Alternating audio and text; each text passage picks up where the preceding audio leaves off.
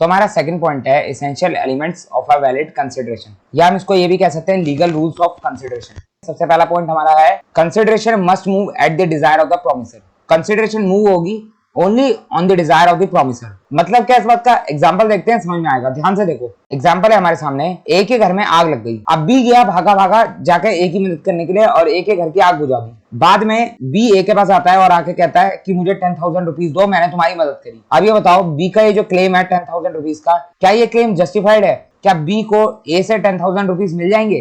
तो इसका जवाब है बिल्कुल नहीं, किसी कीमत पे नहीं मिलेंगे। क्यों?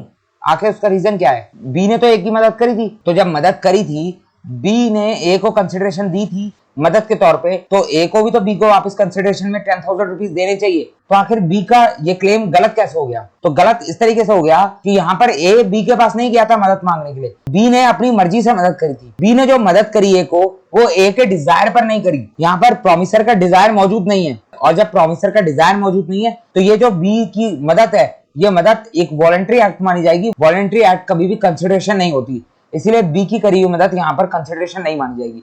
लेकिन अगर ऐसा हो जाए, but if B goes to A's help at A's request who's promise to give 10,000 rupees to B for the help, then A is bound to pay. अगर ए जो है बी के पास जाए और जाकर कहे कि मेरी मदद कर दो, इसके बदले मैं तुम्हें 10,000 रुपीज दूंगा, तो यहाँ पर जो बी मदद करेगा ए की, वो ए के रिक्वेस्ट पे करेगा, ए के कहने पे करेगा। ए के डिजायर से बी ए की मदद कर रहा है, तो यहाँ पर बी की दी हुई कंसिडरेशन, यानी बी जो मदद करेगा ए को आग बुझाने में, वो एक वैलिड कंसिडरेशन मानी जाएगी और उसके बदले में ए को 10,000 रुपीज देने होंगे बी को। तो अब ये कंसिडरेशन दोनों पार्टी की तरफ से बिल्कुल वैलिड कंसिडरेशन होगी, क्योंकि यहाँ पर प्रोमिसर की डिजायर मौजूद है। तो आपको समझ में आ गया, प्रोमिसी कंसिडरेशन तो देगा, लेकिन प्रोमिसर की डिजायर होनी चाहिए। बिना प्रोमिसर के डिजायर के तुम सामने से आकर किसी को कंसिडरेशन दे रहे हो, तो वो बोलेगा मुझे चाहिए ही नहीं, तुम जबरदस्ती क्यों मेरी मदद कर रहे हो, मैंने मांगा तुमसे कंसिडरेशन। तो जबरदस्ती जाकर किसी की मदद नहीं करोगे तो वो वॉलंटरी मानी जाएगी, उसको कंसिडरेशन नहीं माना जाएगा। Consideration must be offered by promisee.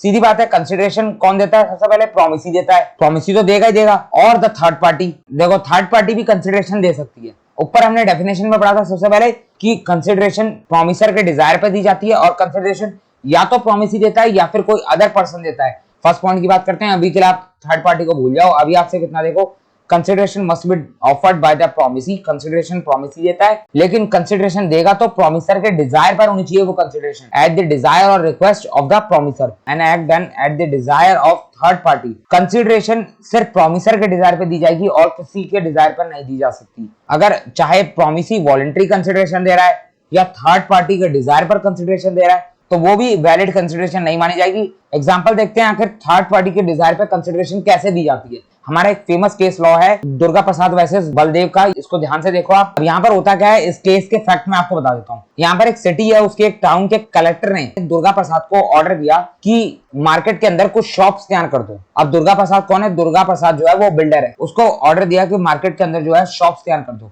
Durga Prasad की उस एरिया में काफी चलती है, मतलब उसका नाम है उस एरिया में, तो दुर्गा प्रसाद ने अपने खर्चों पे वहां मार्केट में शॉप तैयार कर दी। अब शॉप बन गई, जब किसी मार्केट के अंदर शॉप तैयार हो जाती हैं, बन जाती हैं, उसके बाद उसको बेचा जाता है, उसको शॉपकीपर्स को अलॉट करा जाता है। तो दुकान बनने के बाद जो है शॉपकीपर्स वहां पर आए और उन्होंने जो है दुर्गा प्रसाद से शॉप्स खरीद ली। अब दुकान खरीद ली, दुकान खोली, दुकान चलाई, उस एरिया में दुकान बढ़िया चल पड़ी। अब कुछ शॉपकीपर्स ने जो है खुश होकर नई नई दुकान खोली थी, दुर्गा प्रसाद को प्रॉमिस कर दिया कि हम अपनी सेल का कुछ परसेंटेज तुम्हें कमीशन के तौर पे देंगे। अब हुआ क्या, कुछ टाइम तक तो शॉपकीपर्स दुर्गा प्रसाद को कमीशन देते रहे, तो सब कुछ बढ़िया चलता रहा।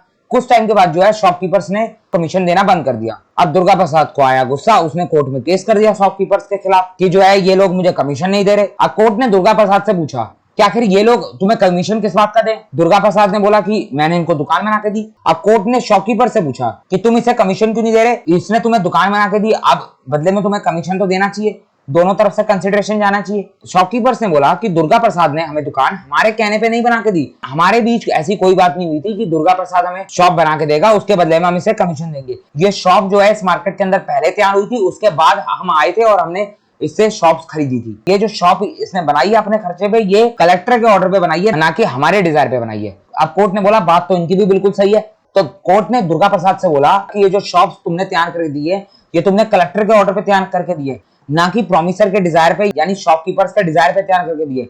तो तुम इनसे कमीशन कैसे मांग सकते हो? तुमने इनको कोई कंसिडरेशन दिया ही नहीं। कंसिडरेशन हमेशा प्रोमिसर के डिजायर पर होता है और यहाँ पर शॉपकीपर्स के डिजायर पर ये शॉप्स तैयार नहीं हुई हैं। तो फाइनली कोर्ट का फैसला ये आया कि ये जो प्रॉमिस किया गया था कमीशन देने का शॉपकीपर्स की तरफ से, इसके बदले में शॉपकीपर्स को कोई भी कंसिडरेशन नहीं मिल रहा।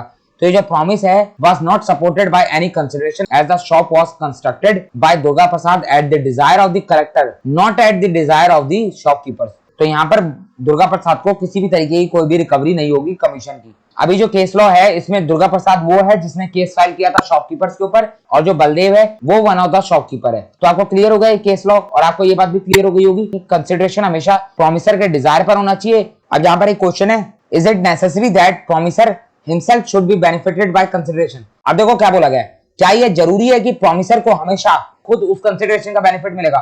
तो बिल्कुल नहीं, ये बात जरूरी नहीं है। कई बार ऐसा भी होता है कि प्रोमिसी प्रोमिसर को कंसिडरेशन देता है लेकिन उसका फायदा प्रोमिसर को नहीं होता, फिर भी वो कंसिडरेशन वैलिड कंसिडरेशन मानी जाती है। अब ऐसा कैसे हो सकता है, मैं आपको एग्जांपल देता हूँ। सपोज आप किसी मार्केट में गए, मार्केट में जाके छोले भटूरे खा रहे हो। अब छोले भटूरे खा रहे हो, वहां पर जो है कोई छोटा बच्चा आया, उसने दुकान वाले से छोले भटूरे मांगे, दुकान वाले ने उसको मना कर दिया। अब मना क्यों किया? क्योंकि उस बच्चे के पास जो है पैसे नहीं थे। अब आपको जो है देखकर बुरा लगा, आपने सोचा कि ये बच्चा भूखा है, इस बच्चे को मैं खिला देता हूँ। आपने शॉपकीपर से बोला कि इसको जो है 1 प्लेट छोले भटूरे दे दो, इसके पैसे मैं दे दूंगा। शॉपकीपर ने आपकी बात सुन के उस बच्चे को छोले भटूरे दे दिए, वो खाया, उसने खा के वो चल दिया। अब ये बताओ, उस बच्चे को छोले भटूरे खिलाने के लिए प्रॉमिस किसने किया था? आपने किया था।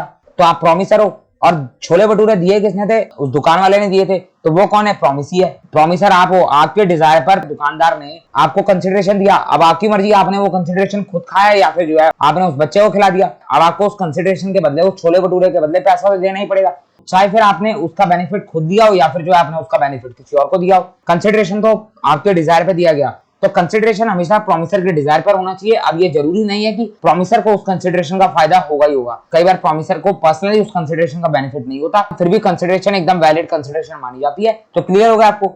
अब देखते हैं सेकंड पॉइंट को। सेकंड पॉइंट क्या है? Consideration may move from promisee और एनी अदर पर्सन। तो इसमें क्या लिखा हुआ है, ध्यान से देखो। कंसिडरेशन जो है वो प्रोमिसी की तरफ से दी जाएगी। मूव किसकी तरफ से होगी? प्रोमिसी की तरफ से, या फिर किसी अदर पर्सन की तरफ से। हमें अच्छे से पता है कि कंसिडरेशन प्रोमिसी देगा, वो बात तो बिल्कुल ठीक है, कंसिडरेशन प्रोमिसी की तरफ से दी जाती है। लेकिन अब आ गया कि ये अदर पर्सन कौन है जिसकी तरफ से कंसिडरेशन दी जाएगी। हमने ऊपर डेफिनेशन में देखा था कि प्रोमिसर के डिजायर पर प्रोमिसी कंसिडरेशन देता है या फिर कोई अदर पर्सन कंसिडरेशन देता है। अब ये अदर पर्सन कौन है, ये बात हम इस पॉइंट में देखेंगे। अब इसको एग्जांपल के थ्रू समझते हैं कि आखिर ये अदर पर्सन कौन होता है। हमारा एक फेमस केस लॉ है जो कि हमारा चेन्नैया वर्सेस रमैया का। यहाँ पर चेन्नैया कौन है जिसने केस किया था, रमैया कौन है जिसके ऊपर केस हुआ था। जिसका नाम पहले लिखा होता है उसको हम बोलते हैं प्लेंटिफ, और जिसका नाम बाद में लिखा होता है वो थी हमारी डिफेंडेंट पार्टी। ये बात मैं आपको पहले ही बता चुका हूँ। तो केस के फैक्ट क्या थे एक बार ध्यान से सुन लो। यहाँ पर 3 पार्टीज थी, ए, आर और सी। ए कौन है? ए है एक ओल्ड लेडी।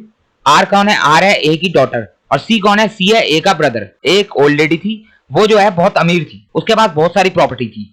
तो वो क्या करती है, वो एक दिन आर के पास जाती है, यानी अपनी डॉटर के पास जाती है, जाके कहती है कि मैं अपनी सारी प्रॉपर्टी तुम्हारे नाम पे करना चाहती हूँ, लेकिन बस मेरी एक शर्त है। और वो शर्त क्या है कि तुम जो है सी को एनुअल बेसिस पर एन्युटी पे करोगी। तो यहाँ पर आर ने बोला ठीक है, मैं एनुअल बेसिस पे एन्युटी पे कर दूंगी सी को। और उसी दिन जो है तुरंत आर ने जो है सी के साथ एक कॉन्ट्रैक्ट कर लिया, और उस कॉन्ट्रैक्ट में लिखा हुआ था कि आर जो है एनुअल बेसिस पे एन्युटी पे करेगी सी को। और आर और सी के बीच एक कॉन्ट्रैक्ट साइन हो गया। अब ए को भरोसा हो गया कि आर जो है सी को एन्युटी पे कर देगी, क्योंकि दोनों के बीच कॉन्ट्रैक्ट हो गया। तो ए ने जो है अपनी सारी प्रॉपर्टी आर के नाम पे कर दी। अब हुआ क्या, कुछ दिनों बाद जो है ए की डेथ हो गई। अब ए की डेथ होने के बाद आर ने जो है कुछ टाइम तक सी को एन्युटी पे करी, लेकिन कुछ टाइम के बाद एन्युटी पे करनी बंद कर दी। अब सी को एन्युटी मिली नहीं, तो सी जो है आर के खिलाफ कोर्ट में चला गया और कोर्ट में जाके केस कर दिया। अब कोर्ट में क्या हुआ, कोर्ट में जज ने पूछा आर को कि तुम जो है सी को एन्युटी पे करती थी? आर ने बोला बिल्कुल पे करती थी। तो जज ने कहा तो आप पे करनी बंद क्यों कर दी? आर ने बोला सी और मेरे बीच एक कॉन्ट्रैक्ट हुआ था, तो मैं उसको एन्युटी पे कर रही थी। लेकिन सवाल ये आता है कि मेरी तरफ से तो इस कॉन्ट्रैक्ट के अंदर कंसिडरेशन जा रहा था, लेकिन सी की तरफ से मुझे तो कोई कंसिडरेशन मिल ही नहीं रहा, तो मैं आखिर वन साइडेड कंसिडरेशन क्यों पे करूं सी को? और कॉन्ट्रैक्ट के अंदर अगर दोनों ही पार्टीज को कंसिडरेशन नहीं मिलता तो वो कॉन्ट्रैक्ट वॉइड हो जाता है। अब जज ने सी से पूछा कि तुम्हें कुछ कहना है? सी ने कहा कि ये जो प्रॉपर्टी है आर के पास, ये प्रॉपर्टी उसे ए ने ट्रांसफर करी थी, यानी मेरी सिस्टर ने ट्रांसफर करी थी। और जब प्रॉपर्टी ट्रांसफर करी गई थी आर को, तो प्रॉपर्टी ट्रांसफर करते हुए ए ने एक शर्त रखी थी आर के सामने कि मैं जो है ये प्रॉपर्टी तुम्हारे नाम पर तभी ट्रांसफर कर रही हूँ जब तुम एनुअल बेसिस पे एन्युटी पे करोगी सी को। तो यहाँ पर कंसिडरेशन मेरी तरफ से भले ही ना दिया गया हो, लेकिन ए की तरफ से यानी मेरी सिस्टर की तरफ से कंसिडरेशन जा चुका है आर के पास। तो ये जो प्रॉपर्टी है आर के पास, ये मेरी तरफ से कंसिडरेशन है। भले ही कंसिडरेशन मैंने पे ना करी हो, लेकिन मेरी सिस्टर ने पे करी थी। तो अब जज ने बोला आर तुम्हें ये प्रॉपर्टी मिली सी शर्त पे थी, तो अब तुम कैसे मना कर सकती हो? आर ने बोला ठीक है, मैं मानती हूँ कि मुझे जो है ए ने प्रॉपर्टी दी थी और प्रॉपर्टी देते समय कहा था कि मैं सी को एनुइटी पे करूं। तो मुझे कंसिडरेशन मिली किसकी तरफ से थी? मुझे कंसिडरेशन मिली थी ए की तरफ से, यानी अपनी मदर की तरफ से। तो जिसने मुझे कंसिडरेशन दी थी, मेरे ऊपर केस करने का राइट भी उसी का है। ये सी कौन होता है मेरे ऊपर केस करने वाला? अब सवाल आता है कि ए कैसे केस करेगी? ए की तो डेथ हो गई। तो यहाँ पर आर सीधे सीधे बचने की कोशिश कर रही है ये आर्ग्यूमेंट देकर कि सी कोई नहीं होता मेरे ऊपर केस करने वाला, मुझे जिसकी तरफ से कंसिडरेशन मिली थी केस करने का राइट भी उसी के पास है। और अगर दूसरी बात करें आर और सी के बीच जो कॉन्ट्रैक्ट हुआ था, तो आर ने क्या बोला? आर ने बोला मेरे और सी के बीच जो एनुइटी पे करने का कॉन्ट्रैक्ट हुआ था उसमें वन साइडेड कंसिडरेशन दी जा रही है।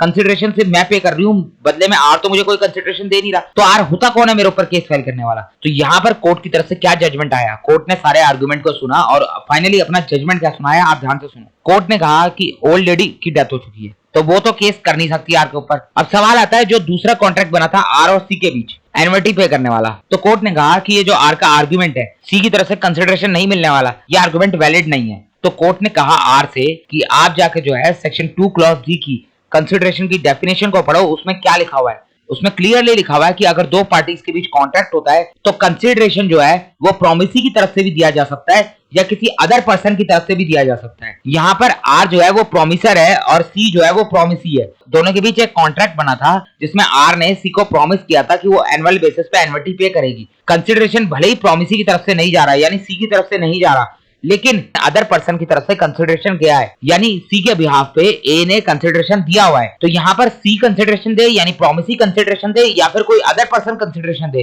प्रोमिसर इस बात से मना नहीं कर सकता कि प्रोमिसर को कंसिडरेशन नहीं मिला। अभी जो केस था हमारा चिनैया वर्सेस रमैया का, इसमें जो सी था, जो ए का ब्रदर था, वो था हमारा चिनैया, और जिसके ऊपर केस किया था यानी ए की डॉटर, उसका नाम था रमैया। तो चिनैया ने केस किया था रमैया के ऊपर। और केस का बेस क्या था? केस का बेस ये था कि सी और आर के बीच एक कॉन्ट्रैक्ट बना था। तो यहां पर ध्यान से सुनो, कोर्ट की तरफ से क्या कहा गया लीगल वर्ड्स में। लीगल वर्ड्स जानना जरूरी है। कोर्ट ने आके लीगल वर्ड्स में क्या अपना जजमेंट सुनाया। कोर्ट की तरफ से कहा गया कि एनुइटी पे करने का कॉन्ट्रैक्ट हुआ था आर और सी के बीच। तो यहाँ पर पार्टी टू अ कॉन्ट्रैक्ट कौन है? आर और सी। ए तो पार्टी टू अ कॉन्ट्रैक्ट नहीं है। ए की तरफ से तो सिर्फ कंसिडरेशन आया था इस कॉन्ट्रैक्ट के लिए जो कॉन्ट्रैक्ट आर और सी के बीच हुआ था। ए जो है आर और सी के कॉन्ट्रैक्ट में पार्टी नहीं है। पार्टी कौन है यहाँ पर? सिर्फ आर और सी। तो यहाँ पर जो ए है उसका नाम कोर्ट की तरफ से क्या दिया गया? Stranger to contract. अब स्ट्रेंजर कौन होता है? स्ट्रेंजर होता है हमारा अजनबी, यानी जिसको हम नहीं जानते। हम किसी छोटे बच्चे को कहते हैं कि स्ट्रेंजर के हाथ से कुछ मत देना, स्ट्रेंजर के साथ कहीं मत जाना। क्यों? क्योंकि स्ट्रेंजर वो है जिसको हम नहीं जानते, स्ट्रेंजर का हमारे से कोई लेना देना नहीं है। उसी तरीके से आर और सी के बीच जो कॉन्ट्रैक्ट हुआ था